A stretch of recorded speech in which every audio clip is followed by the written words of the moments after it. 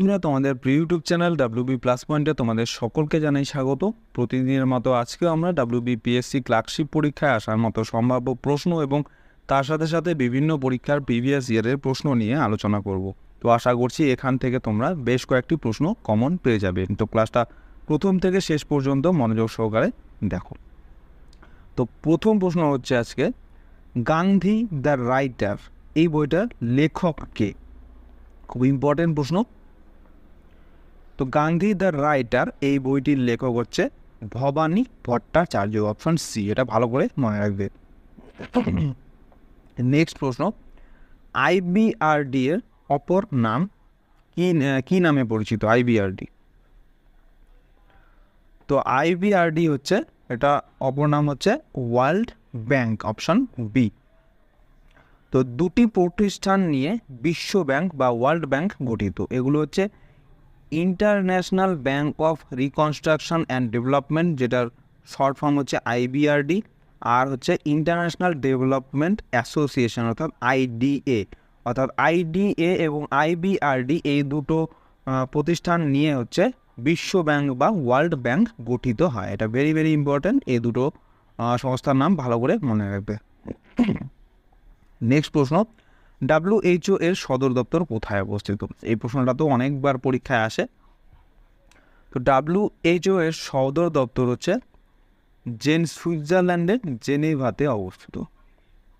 তো ডাব্লিউএইচও প্রতিষ্ঠা হয়েছিল 7 এপ্রিল 1948 সালে।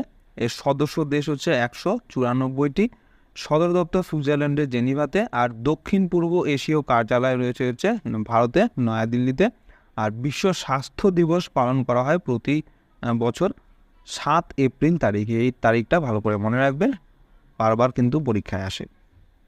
পরের প্রশ্ন, কোন শহর বিগ অ্যাপেল নামে পরিচিত? তো বিগ অ্যাপেল নামে পরিচিত হচ্ছে নিউ ইয়র্ক শহর।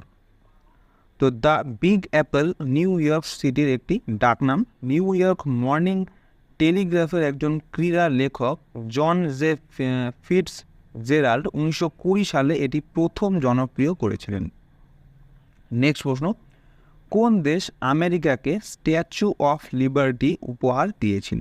Very very important. তো স্ট্যাচু অফ লিবার্টি আমেরিকাকে উপহার দিয়েছিল হচ্ছে ফ্রান্স, অপশন সি। তো স্ট্যাচু অফ লিবার্টি একটি বিশাল নিউ ক্লাসিক্যাল ভাস্কর্য যা ফ্রান্স 1886 সালে যুক্তরাষ্ট্রকে উপহার হিসেবে দিয়েছিল। এটা দাঁড়িয়ে আছে নিউ ইয়র্কের লিবার্টি আইল্যান্ডে, বা যা হচ্ছে যুক্তরাষ্ট্রে অভিবাসনকারী এবং অন্য দেশ থেকে ফিরে আসা আমেরিকান সহ সকল পর্যটকদের স্বাগত জানায়। পরের প্রশ্ন, মাই লাইফ এটা কার আত্মজীবনী? তো মাই লাইফ এটা হচ্ছে বিল ক্লিনটনের আত্মজীবনী। তো মাই লাইফ হচ্ছে 2004 সালের প্রাক্তন মার্কিন প্রেসিডেন্ট বিল ক্লিনটনের লেখা একটি আত্মজীবনী। এটি ক্লিনটনের কার্যালয় ছাড়ার প্রায় 3 বছর পর 22 জুন 2004 সালে মুক্তি পেয়েছিল। পরের প্রশ্ন, উত্তর রামচরিত এটা কার লেখা? এটা আমাদের আগেও পড়ানো হয়েছিল, ইম্পর্টেন্ট। তো উত্তর রামচরিত হচ্ছে, এটা মনে রাখবে, ভবভূতির লেখা, অপশন সি হয়ে যাবে সঠিক অ্যান্সার। তো ভবভূতি ছিলেন একজন বিখ্যাত সংস্কৃত কবি এবং নাট্যকার, যিনি 8ম শতাব্দীতে ভারতে বসবাস করতেন। ভবভূতি, যার মূল নাম ছিল শ্রীকান্ত, তিনি ছিলেন কনৌজের রাজা যশোবর্মনের দরবারি কবি। তিনি ছিলেন 8ম শতাব্দীর সবচেয়ে বিখ্যাত নাট্যকার ও কবি। ভবভূতি মালতী মাধব, মহাবীর চরিত এবং উত্তর রামচরিত রচনা করেছিলেন। এই 3টে নাম ভালো করে মনে রাখবে, মালতী মাধব, মহাবীর চরিত এবং উত্তর রামচরিত, এগুলো হচ্ছে সব ভবভূতির লেখা। নেক্সট প্রশ্ন, কোনটির রচয়িতা রবীন্দ্রনাথ ঠাকুর নন? তো সঠিক অ্যান্সার হচ্ছে অপশন বি, কপালকুণ্ডলা। এটা হচ্ছে রবীন্দ্রনাথের লেখা নয়। তো কপালকুণ্ডলা হচ্ছে সাহিত্য সম্রাট বঙ্কিমচন্দ্র চট্টোপাধ্যায় রচিত দ্বিতীয় উপন্যাস। সম্ভবত এটি বাংলা সাহিত্যের প্রথম সার্থক রোমান্টিক উপন্যাস। নেক্সট প্রশ্ন, সংযুক্তা পাণিগ্রাহী কোন ধরনের নৃত্যের জন্য বিখ্যাত? কত্থক, মণিপুরি, ওড়িশি নাকি ভারতনাট্যম? তো সংযুক্তা পানিগ্রাহী ইনি হচ্ছেন ওড়িশি নৃত্যের জন্য বিখ্যাত।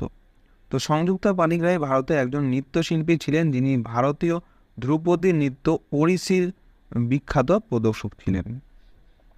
নেক্সট প্রশ্ন, প্রথম কোন মহিলা সাঁতারু 7টি গুরুত্বপূর্ণ সমুদ্র অতিক্রম করেছেন? ভেরি ভেরি ইম্পর্টেন্ট, তোমাদের পরীক্ষায় আসতে পারে।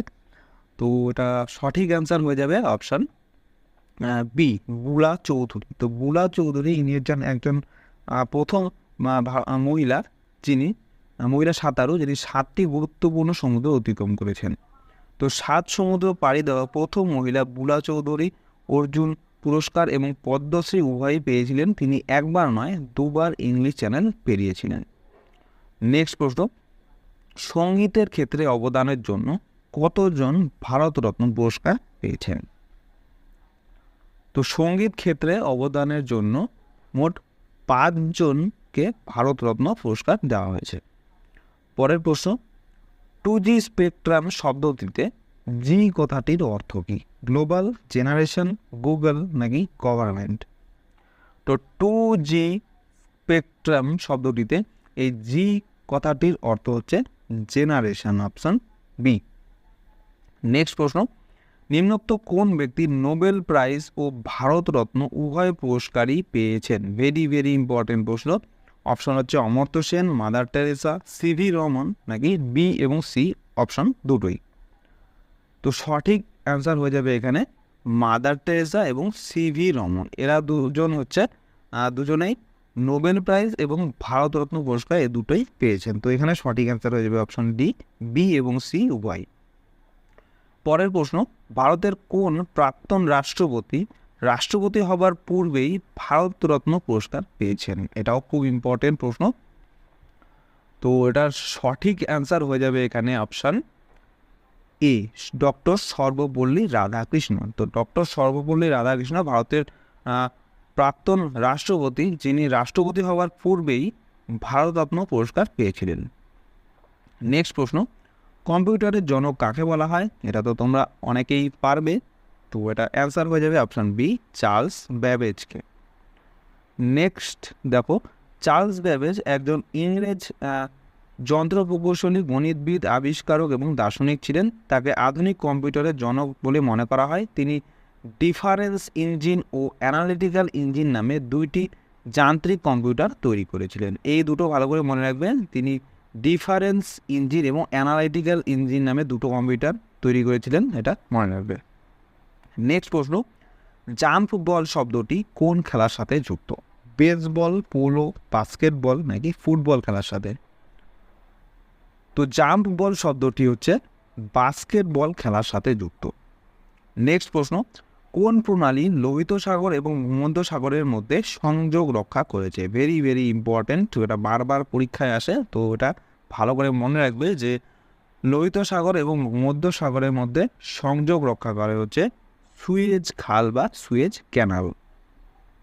তো সুয়েজ খাল হলো একটি মনুষ্যসৃষ্ট জলপথ, যা ভূমধ্যসাগরকে লোহিত সাগরের মাধ্যমে ভারত মহাসাগরের সাথে সংযুক্ত করেছে। পরের প্রশ্ন, 49 ডিগ্রি চ্যানেল কোন দুটি দেশকে বিচ্ছিন্ন করেছে? এটাও খুব ইম্পর্টেন্ট, অনেকবার এটাও পরীক্ষায় আসে। তো 49 ডিগ্রি চ্যানেল হচ্ছে ইউএসএ এবং কানাডাকে, এই দুটি দেশকে বিচ্ছিন্ন করে। নেক্সট প্রশ্ন, গ্রাউন্ড জিরো এটা কোথায় অবস্থিত? গ্রিনউইচ, শ্রীহরিকোটা, নিউ ইয়র্ক নাকি বার্নে? তো গ্রাউন্ড জিরো এটা হচ্ছে নিউ ইয়র্ক শহরে অবস্থিত। নেক্সট প্রশ্ন, কোন নদী হলুদ নদী নামে পরিচিত? মেকং, ওয়াংহো, থেমস নাকি নীল? তো হলুদ নদী নামে পরিচিত হচ্ছে ওয়াংহো, অপশন বি। তো 5464 কিলোমিটার দৈর্ঘ্য বিশিষ্ট হোয়াংহো চীনের দ্বিতীয় দীর্ঘতম নদী এবং বিশ্বের 6ষ্ঠ দীর্ঘতম নদী। চীনা ভাষায় হোয়াংহো কথাটির অর্থ হচ্ছে পীত নদী বা হলুদ নদী। নেক্সট প্রশ্ন, কোন গ্রহ নীল গ্রহ নামে পরিচিত? শনি, বৃহস্পতি, পৃথিবী নাকি শুক্র গ্রহ? তো নীল গ্রহ নামে পরিচিত হচ্ছে আমাদের পৃথিবী। তো নেপচুন ছাড়াও পৃথিবী নীল গ্রহ নামে পরিচিত, অর্থাৎ পৃথিবীর সাথে সাথে নেপচুন গ্রহকেও নীল গ্রহ বলা হয়। এতে প্রচুর পরিমাণে জল থাকার কারণে এটি একটি জলময় গ্রহ বা নীল গ্রহ হিসাবে পরিচিত। নেক্সট প্রশ্ন, আই অ্যাম দ্য স্টেট বা আমি রাষ্ট্র, এই উক্তিটি কে করেছিলেন? ভেরি ভেরি ইম্পর্টেন্ট, এটা অনেকবার পরীক্ষায় আসে। তো আমি রাষ্ট্র বা আই অ্যাম দ্য স্টেট, এই উক্তিটি হচ্ছে মনে রাখবে চতুর্দশ লুইয়ের, অর্থাৎ 14তম লুইস তার উক্তি এটা। তো আমি রাষ্ট্র কথাটি বলেছেন হচ্ছে ফরাসি সম্রাট চতুর্দশ লুই। নেক্সট প্রশ্ন, আমেরিকা কে আবিষ্কার করেন? তো আমেরিকা আবিষ্কার করেছিলেন হচ্ছে কলম্বাস, অপশন বি। তো ইউরোপীয় অভিযাত্রী ক্রিস্টোফার কলম্বাস 1492 সালের নভেম্বরের 19 তারিখে আমেরিকা অঞ্চলে পুয়ের্তো রিকোতে এসেছিলেন। এর মাধ্যমে আদিবাসী আমেরিকানদের সাথে ইউরোপীয়দের প্রথম পরিচয় হয়েছিল। নেক্সট প্রশ্ন, হলদিয়া একটি পেট্রো রসায়ন শিল্প কেন্দ্র, গভীর সমুদ্রের মৎস্য চাষ কেন্দ্র, লৌহ ও ইস্পাত শিল্প কেন্দ্র নাকি কারিগরি শিল্প কেন্দ্র? তো মনে রাখবে হলদিয়া হচ্ছে একটি পেট্রো রসায়ন শিল্প কেন্দ্র। তো হলদিয়া পশ্চিমবঙ্গের একটি গুরুত্বপূর্ণ সমুদ্র বন্দর ও শিল্প নগরী। হুগলি নদীর মোহনার কাছে হুগলি ও হলদি নদীর মিলনস্থলে সমুদ্রপৃষ্ঠ থেকে 8 কিলোমিটার উচ্চতায় হলদিয়া শহরটি অবস্থিত। পরের প্রশ্ন, পশ্চিমবঙ্গের পূর্ব সীমান্তে কোনটি রয়েছে? অসম ও বাংলাদেশ, বিহার, ঝাড়খণ্ড, সিকিম, ভুটান নাকি উড়িষ্যা, ঝাড়খণ্ড? তো পশ্চিমবঙ্গের পূর্ব সীমান্তে রয়েছে হচ্ছে অসম ও বাংলাদেশ। নেক্সট প্রশ্ন, তহকিক ই হিন্দকে রচনা করেছিলেন? এই প্রশ্নটা তো অনেকবার পরীক্ষায় আসে, খুব ইম্পর্টেন্ট। তো তহকিক ই হিন্দ রচনা করেছিলেন হচ্ছে অল বিরুনি, অপশন এ। তো তহকিক ই হিন্দ মধ্যযুগীয় ভারতের সংস্কৃতি ও অর্থনীতি সম্পর্কে তথ্য প্রদান করে। এটি লিখেছেন একজন পারস্য পরিব্রাজক অল বিরুনি। এটাও ভালো করে মনে রাখবে, এখানে প্রশ্ন এভাবেও আসতে পারে যে অল বিরুনি যে তহকিক হিন্দ লিখেছিলেন তিনি কোন দেশের বাসিন্দা ছিলেন? তো অ্যান্সার হবে তিনি পারস্যের বাসিন্দা ছিলেন। নেক্সট প্রশ্ন, বুদ্ধ কোথায় তার বাণী প্রথমবার প্রচার করেছিলেন? তো খুবই ইম্পর্টেন্ট। তো বুদ্ধ তার বাণী প্রথমবার প্রচার করেছিলেন হচ্ছে সারনাথে, অপশন ডি। তো উত্তরপ্রদেশের বারাণসী শহরের নিকটবর্তী সারনাথ গ্রামে বুদ্ধ তার বাণী প্রথম প্রচার করেছিলেন। এই ঘটনাটি ধর্মচক্র প্রবর্তন নামে পরিচিত। 483 খ্রিস্টপূর্বাব্দে 80 বছর বয়সে উত্তরপ্রদেশে কুশীনগর নামক শহরে তিনি দেহত্যাগ করেছিলেন। এখানে যে রাউন্ড করা আছে, এই রাউন্ড করা পয়েন্টগুলো খুব ইম্পর্টেন্ট। এই পয়েন্টগুলো থেকে প্রত্যেকটা পয়েন্ট থেকে কিন্তু প্রশ্ন প্রতিবার পরীক্ষায় আসে, এগুলো ভালো করে মনে রাখবে, ভেরি ভেরি ইম্পর্টেন্ট। নেক্সট প্রশ্ন, ভারতীয় সংবিধানের 24তম ধারায় কোনো কারখানায় শিশুদের নিয়োগ নিষিদ্ধ যদি তার বয়স হয় কত বছরের কমে? তো ভারতের সংবিধানের 24তম ধারায় বলা হয়েছে যে কোনো কারখানায় যদি শিশুদের বয়স 14 বছরের কম হয় তাহলে তাকে সেখানে কাজ করানো যাবে না, তাকে অবশ্যই 14 বছরের বেশি হতে হবে। নেক্সট প্রশ্ন, আলেকজান্ডার কতদিন ভারতে ছিলেন?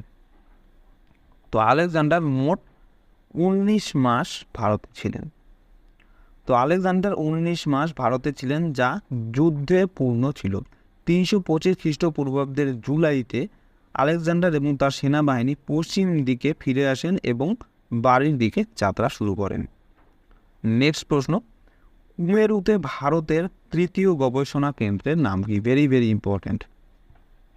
তো কুমেরুতে অবস্থিত ভারতের তৃতীয় গবেষণা কেন্দ্রটির নাম হচ্ছে ভারতী, অপশন সি। তোমরা কমেন্টে জানাবে যে মেরুতে ভারতের প্রথম যে গবেষণা কেন্দ্রটি তৈরি হয়েছিল সেই প্রথম গবেষণা কেন্দ্রটির নাম কি? এটা তোমাদের আগেও পড়ানো হয়েছিল, এটা তোমরা আজকে কমেন্টে জানাবে, তোমাদের এটা হোমওয়ার্ক। নেক্সট প্রশ্ন, ভারতের কোন রাজ্যে আখের উৎপাদন সর্বাধিক হয়? তো আখের উৎপাদন সর্বাধিক হয় হচ্ছে উত্তরপ্রদেশ রাজ্যে। নেক্সট দেখো, উত্তরপ্রদেশ, পাঞ্জাব এবং তামিলনাড়ু আখের প্রধান উৎপাদক। ভারতের মোট আখ উৎপাদনের প্রায় 39% নিয়ে উত্তরপ্রদেশ হলো ভারতের আখ উৎপাদনে শীর্ষস্থানীয়। নেক্সট প্রশ্ন, ভারতে পঞ্চায়েত ব্যবস্থা প্রবর্তিত হয় সংবিধানের কোন সংশোধন দ্বারা? ভেরি ভেরি ইম্পর্টেন্ট, বারবার পরীক্ষায় আসে এটা। তো ভারতের সংবিধান ৭৩তম সংবিধান সংশোধনের দ্বারা ভারতে পঞ্চায়েতি ব্যবস্থা প্রবর্তিত হয়। নেক্সট প্রশ্ন, সিন্ধু সভ্যতার প্রাচীন বন্দর কোনটি ছিল? হরপ্পা, লোথাল, ধোলাভিরা নাকি সুকোটাডা? ভেরি ভেরি ইম্পর্টেন্ট, এটা বারবার পরীক্ষায় আসে। তো সিন্ধু সভ্যতার প্রাচীন বন্দরটির নাম হচ্ছে লোথাল, অপশন বি। তো লোথালের খননকৃত স্থানটি সিন্ধু সভ্যতার একমাত্র বন্দর শহর। সিন্ধু সভ্যতার বিভিন্ন ধ্বংসাবশেষ আবিষ্কারের জন্য লোথাল বিখ্যাত। লোথাল সবরমতী নদী এবং এর শাখা ভোগাবার মধ্যে অবস্থিত। লোথাল অন্যতম হরপ্পা স্থান যেখানে ধান চাষের নিদর্শন পাওয়া গিয়েছে। এই লাইনটার থেকে, এই যে ধান চাষের নিদর্শন পাওয়া গেছে, এই পয়েন্টটার থেকে কিন্তু বারবার পরীক্ষায় আসে। এই পয়েন্টটা ভালো করে মনে রাখবে যে এখানে প্রশ্ন আসে যে হরপ্পার কোন স্থানে প্রথম ধান চাষের নিদর্শন পাওয়া গেছে। তো অ্যান্সার হয়ে যাবে সেখানে লোথালে, এখানে মনে রাখবে এটা। পরের প্রশ্ন, ভারতের এক্সিম ব্যাংক কাজ করে কাদের জন্য? ভারতের চাষিদের জন্য, শিল্প শ্রমিকদের জন্য, আমদানি রপ্তানির জন্য নাকি সংসদ সদস্যদের জন্য? তো মনে রাখবে এক্সিম ব্যাংক কাজ করে হচ্ছে ভারতের আমদানি রপ্তানির জন্য, অপশন সি। এক্সিম ব্যাংকের ফুল ফর্ম হচ্ছে export and import bank of India. Next প্রশ্ন, নব্যবঙ্গ আন্দোলনের প্রধান উদ্যোক্তা কে ছিলেন? তো অ্যান্সার হয়ে যাবে এটা ডিরোজিও, অপশন বি। তো নব্যবঙ্গ বা ইয়ং বেঙ্গল আন্দোলনের নেতা ও অনুপ্রেরণক ছিলেন তরুণ Anglo Indian Henry Vivian Derozio. 1820 এবং 1830-এর দশকের শেষের দিকে বাঙালি বুদ্ধিজীবীদের মধ্যে একটি মৌলিক প্রবণতা দেখা দেয়। নেক্সট প্রশ্ন, পশ্চিমবঙ্গের উত্তর প্রবাহী নদীগুলি কোনগুলি হবে? অপশনগুলির মধ্যে কোনগুলি পশ্চিমবঙ্গের উত্তর প্রবাহী নদী? তো এটার অ্যান্সার হয়ে যাবে অপশন এ, তিস্তা, জলঢাকা এবং রায়ডাক। নেক্সট প্রশ্ন, হিমালয় পর্বত শ্রেণী হচ্ছে একটি কী ধরনের পর্বত? এটা কিন্তু বারবার পরীক্ষায় আসে, ভালো করে মনে রাখবে। তো হিমালয় পর্বত শ্রেণী হচ্ছে এক প্রকারের নবীন ভঙ্গিল পর্বত, অপশন এ। পরের প্রশ্ন, নিম্নলিখিত নদীগুলির মধ্যে কোনটি আরব সাগরে পতিত হয়নি? তো অপশনগুলোর মধ্যে নর্মদা, তাপ্তি, সবরমতী এগুলো সবই হচ্ছে আরব সাগরে পতিত হয়েছে। একমাত্র মহানদী এটা হচ্ছে আরব সাগরে পতিত হয়নি, আর মহানদী পতিত হয়েছে হচ্ছে বঙ্গোপসাগরে। তো মহানদী নদীটির উৎপত্তি ছত্তিশগড়ের সিহাওয়া পর্বত থেকে। নদীটি ছত্তিশগড়, মধ্যপ্রদেশ এবং উড়িষ্যা রাজ্যের মধ্য দিয়ে প্রবাহিত হয়েছে এবং শেষে গিয়ে বঙ্গোপসাগরে পতিত হয়েছে। পরের প্রশ্ন, ভারতে বায়লাডিলা পর্বত বিখ্যাত নিম্নোক্ত কোনটি উৎপাদনের জন্য? অ্যালুমিনিয়াম, লৌহ আকরিক, বক্সাইট নাকি মাইকা? এটাও খুব ইম্পর্টেন্ট প্রশ্ন। তো ভারতের বায়লাডিলা পর্বত হচ্ছে লৌহ আকরিক উৎপাদনের জন্য বিখ্যাত, এটা ভালো করে মনে রাখবে। তো বায়লাডিলা খনিতে যে লৌহ আকরিক খনন করা হয় তা হচ্ছে হেমাটাইট। হেমাটাইট হলো আয়রন অক্সাইডের একটি খনিজ রূপ। এটি একটি লালচে বাদামি খনিজ যা সাধারণত পাথর এবং মাটিতে পাওয়া যায়। হেমাটাইট লোহার সবচেয়ে গুরুত্বপূর্ণ আকরিক এবং লোহা ও ইস্পাত উৎপাদনে ব্যাপকভাবে এটা ব্যবহৃত হয়। নেক্সট প্রশ্ন এবং আজকের ক্লাসের লাস্ট প্রশ্ন, শাল গাছ হচ্ছে এক ধরনের কী ধরনের গাছ? কনিফেরাস, পর্ণমোচী, চিরহরিৎ গাছ নাকি জিরোফাইটিক গাছ? তো শাল গাছ হচ্ছে এক ধরনের পর্ণমোচী গাছ, অর্থাৎ শীতকালে শাল গাছ হচ্ছে পর্ণমোচন করে দেন। তো বন্ধুরা, এই ছিল আজকে আমাদের WBPSC ক্লার্কশিপের স্পেশাল জিকে ক্লাস। তোমাদের কেমন লাগলো অবশ্যই কমেন্ট করে জানাও। ভালো লেগে থাকলে অবশ্যই একটি লাইক করবে এবং চ্যানেলে যদি নতুন হয়ে থাকো তাহলে চ্যানেলটাকে অবশ্যই সাবস্ক্রাইব করে রাখো এরকম আরও ক্লাসের জন্য। তো তোমাদের সাথে দেখা হচ্ছে নেক্সট ক্লাসে। ধন্যবাদ।